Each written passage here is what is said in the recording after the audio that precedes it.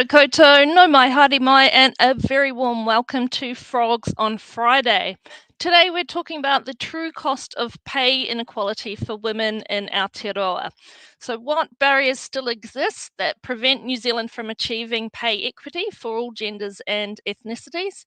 And I'm thrilled that we're joined today by Pay Gap Insights Hub co-founder Dellwyn Stuart to unpack the quite shocking statistic that Māori and Pasifika women are effectively working for free for the rest of the year. Also, on today's show, we will talk about job ads and applications. What's the outlook now for job hunters? We will go through our hot jobs across New Zealand, as well as new opportunities for working holiday makers in Australia and the UK, and finish off with our social media insights. The results are in on what would make a dry promotion worthwhile. So let's jump into Mahi Media.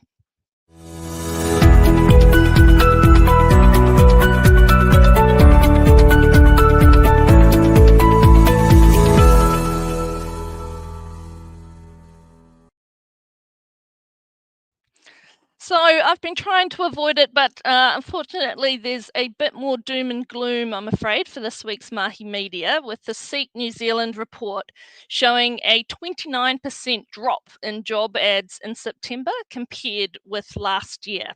Now, of course, this isn't great news for the rising number of job seekers, although always try to look for that silver lining. So the rate of decline is slowing, and actually the number of applicants per job is also easing. So hang in there.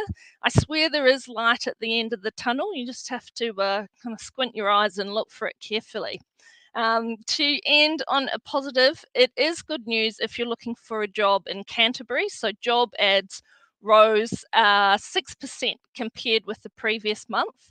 Plus ICT and trades and services, so two industries that have really been hammered on the job front this year, they saw increases of 3% and 1%. And the big growth industries between 11 and 27% increase were insurance and superannuation, real estate and property, and legal. So look out for those areas. Let's take a look at our hot jobs.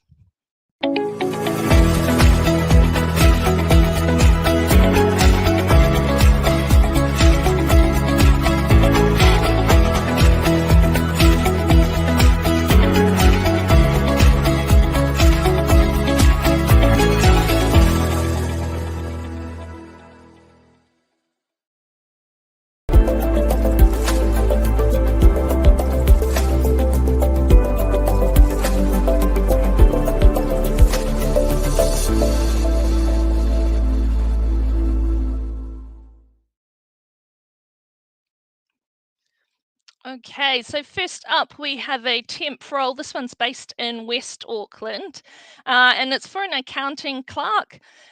This one's a mix of processing invoices and payments, and of course ensuring accuracy and compliance. There will be a little bit of general ledger work, mainly with reconciliations, and to support the general receivables functions within the business. Now this one, it is essential that you've had experience with 𝗲𝗄𝗃 software, as well as general accounting knowledge. So we know there's lots of people out there who are willing to learn a new system, but for this one, we need that experience already to be able to support the business. If you're interested in this and have 𝗲𝗃𝗃 experience, get in touch with Kirsty from our Auckland office. Okay, let's look at the perm role. So this one is done in Wellington, a senior policy advisor. So again, great to see things are picking up in the capital there. So this one looks like a role driving core policy work, including cabinet papers. What else do you need for this one? RIS, and you'd need a minimum of 2 years working as a senior advisor, and particularly with that experience in central government policy. If you're interested in this or know people who are on the hunt for policy work, get in touch with Caroline in our Wellington office. Now let's take a look at the opportunities further abroad. Okay, so we have a few roles here. So for Sydney, an office manager role looks like a temp role, paying $50 per hour. So a nice juicy role to get things, kick off your working holiday in Australia. A legal assistant in Victoria. This one looks like a permanent position, and as well as a family finance solicitor in the UK in London. As always, it's just a selection of the jobs on offer at our branches across Australia and the UK. So get in touch if you are looking to make a move, although please stay here. Okay.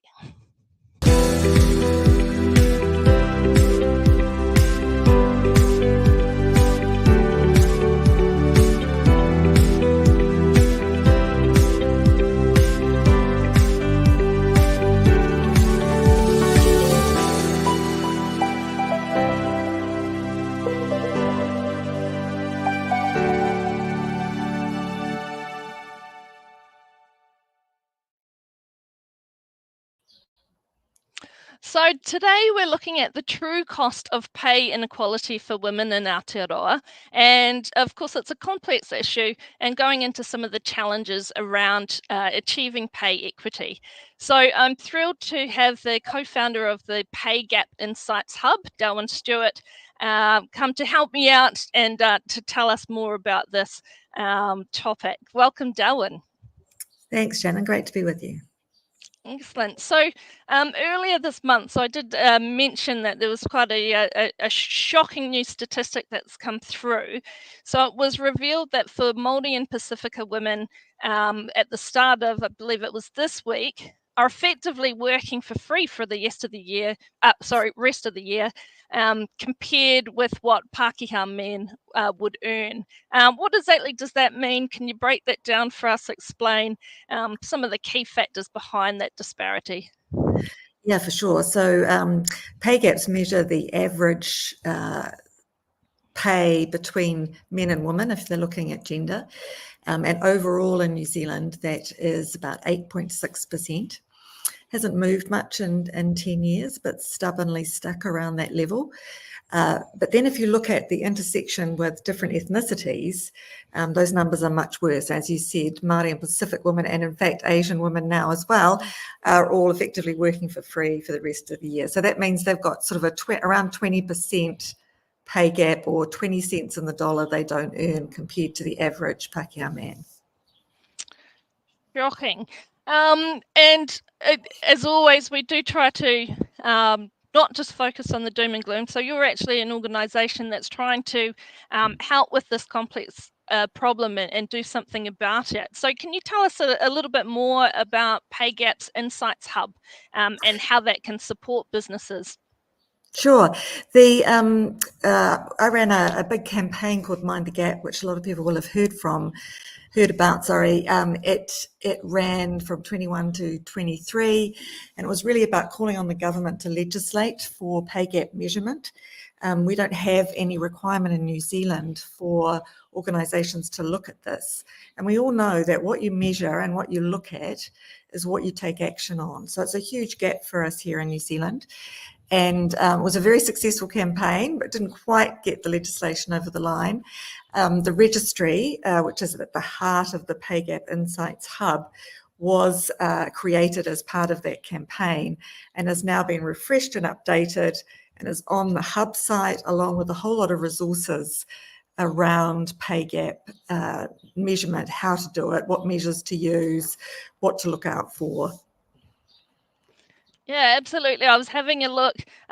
We talk a lot about this, and then I thought, oh, actually, we're not doing that. Feel like we do a good job, and I guess anecdotally, think that there isn't a pay gap, but we haven't actually looked at the numbers. So I will definitely be talking to you afterwards to point me in the right direction. Sounds like it's pretty easy to set up, and so that you can get a realistic idea of how you're going. This is sounds like a simple question, but I'm sure it is not. What are some of the significant barriers to pay equity in New Zealand? So why is this happening, and why has it been so challenging to overcome? Yeah, it is. The biggest barrier to overcoming it is that we just haven't focused on it. We haven't done this measurement as a routine business tool. And it's only now that businesses are starting to recognise that it is actually a relatively easy thing to do. And I'm interested that you said you don't think you have a pay gap. I think it's about 89% of businesses say they don't think they've got a pay gap. And about 80% of those businesses actually do have a gender pay gap. So some of the Here's barriers... hoping I'm in that 9% then. That's right. Some of the barriers I said is focus and attention, but in New Zealand, I think we have a real complacency because we think things are equal here. We think since we were the first country to give women the vote, then we're actually doing okay. And actually we're not. And that's why we put these shocking figures out, because there is a lot of work to be done. The pay gap overall costs New Zealand women $18 billion a year. So it's not a small amount of money. And even 8% is not a small amount of money. And what that means is that when you come to retire, you're retiring with so much less savings because you've been paid at this disparate level. So that biggest barrier really is complacency and not looking. Once you've had a look, nobody wants to have a pay gap. I've yet to meet a business that is happy with a pay gap. But once they see it, they want to fix it. And there can be some really easy wins. Some pay gaps can be a little bit more difficult. Yeah, absolutely. One of the other things that I guess gets pointed out as a reason or a factor in this is unconscious bias. What part do you think that plays? And again, what can organisations do about that to try and minimise those effects? Yeah, so of that, say, pay gap, you can allocate about 20% of it to, it was the choice of career, or it was the education of the person, so there's still 80% that's unexplained. And unconscious bias and structural bias is a big factor in there. For instance, some organisations will routinely promote men into the same pay band at the higher end and all women at the lower end. They don't do that deliberately, but it's just a bias that is built in. And once you see that, you can coach your people managers to ensure that doesn't happen in the future. Yeah, I think that's a really good point that you made, and a big part of it is just having that visibility, and that I guess that positive bias that we have in terms of thinking, I'm sure we're probably doing better than most, or there's not much of a gap here. But until you actually look and know what the figures are, again, if you don't know there's a problem, you can't do anything about it. So yeah, really good point there. Looking ahead, what kind of milestones or indicators would you see as signs that New Zealand is actually making a big dent in that and making progress in closing the pay equity gap? Yeah, well, we'd like to see that the pay gap focus is in ethnicity, not just gender. We think that if we can see those pay gaps for Māori and Pasifika women in particularly getting smaller, then we know we're making a significant difference. And just to give you a sense of how much of this is going on in New Zealand, we've got about 3,000 businesses with more than 100 staff. And at the moment, there's only 120 who are measuring and publishing their pay gaps. So there's a big opportunity there. And I'd like to see that number get up to 500, 1,000. And that would give me some confidence that we're really heading in the right direction. Yeah, I do like to, we obviously part of the larger group that we're in, the people-to-people group. We talk a lot about the market and changes in Australia as well as the UK as well as here. So there's a lot of comparison, and of course we've got a lot of people jumping across the ditch at the moment.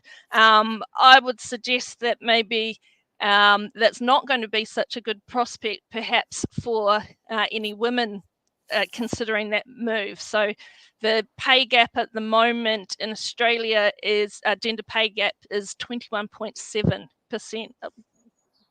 whopping number there. So, Yeah. yeah, perhaps particularly in that respect, maybe the grass is not greener.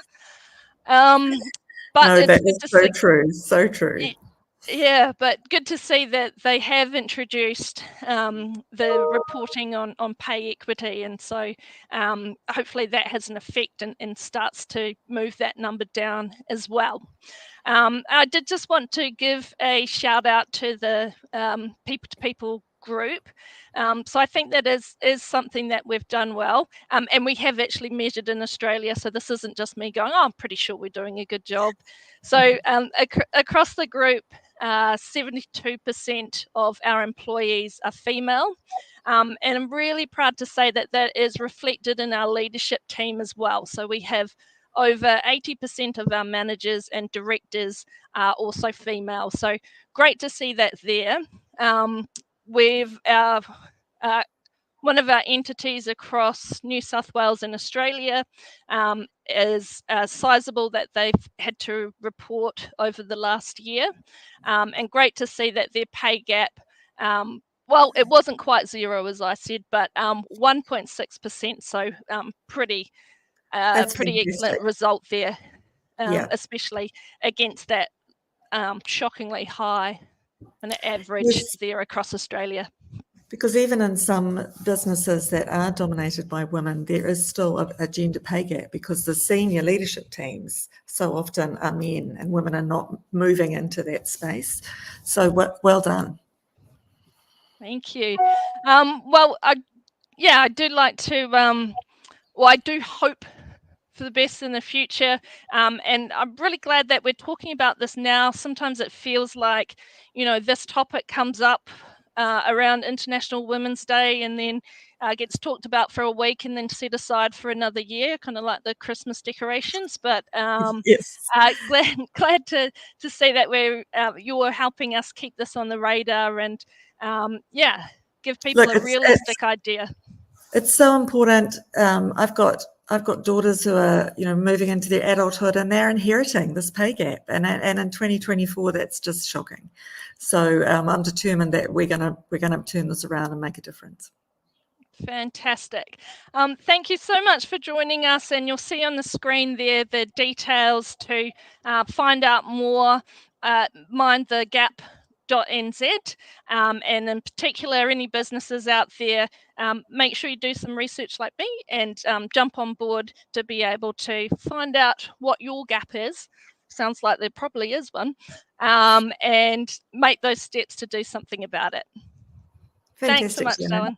Thank you. Okay, let's take a look at our social media insights.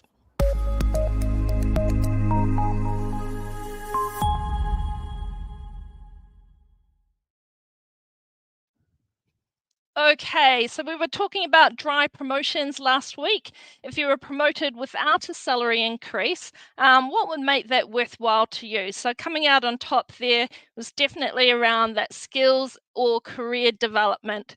So other areas, flexibility or benefits, and future pay rise. Interesting that that wasn't the most important thing. So as I said, having that focus on your long-term career or long-term development opportunities is front of mind for employees and job seekers these days. Okay, let's look at this week's poll. Are you more burnt out or stressed at work now than the beginning of the year? I think I'm going to, I can anticipate what the answers will be here, but love to see the results and also to hear your comments, and cheer up if it is yes and more stressed. You're nearly there. We're just about at November, not long to get through the rest of the year. That is it for today's show. Before I finish up, I just wanted to give a quick shout out for Gumboot Friday. So a fantastic cause to get behind. Now, last year I was wearing my gumboots and then I tried to lift my leg up to prove it on screen, and that was a bit of a disaster. So I'm not going to try that feat today. But such a great cause to get behind. Click on the link there to find out more to support counselling for our youth. And that's it, and we'll see you back here next week. Ka kite anō.